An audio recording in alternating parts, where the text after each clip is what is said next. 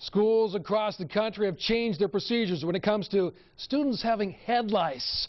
Bridget Chapman learned the schools around here are no different. Bridget? Alan, the Yakima School District has had a pretty relaxed policy about head lice for the past few years.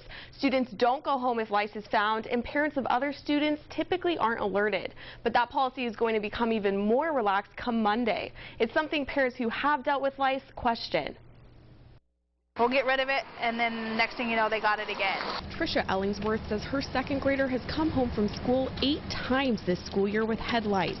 Although a nuisance, the pest isn't dangerous, and kids are no longer being sent home for it. There is no real difference in having the kid there at 12 o'clock noon and having the kid there at 3 o'clock. We've not accomplished anything by sending the child home early. The Yakima School District hasn't sent kids home for lice in years, but is now adding more changes to its policy. Students will go to the office during the last hour of the school day if they have lice and will take home a treatment flyer. In the old policy, if 3 or more students had lice in a classroom, then hats, coats, and other items would be separated or hung in plastic. That no longer stands. We don't want to isolate students, and we don't want to embarrass them in class, and by bagging up things can alert other students to what's going on with that student. Only parents of the student with lice will be notified as well, unless a school nurse finds it necessary during an infestation. The district says the reason for these new rules is new education.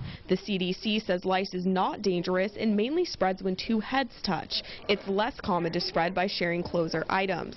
The district says it's hard to track the lice cases at school since most parents don't speak up about it, which can affect other parents for the worst. I know that head lice is a normal part of growing up, but having it this many times this quickly, I think something needs to be done. Trisha says even if it's just a nuisance, she wants more awareness and action taken toward the pest at school.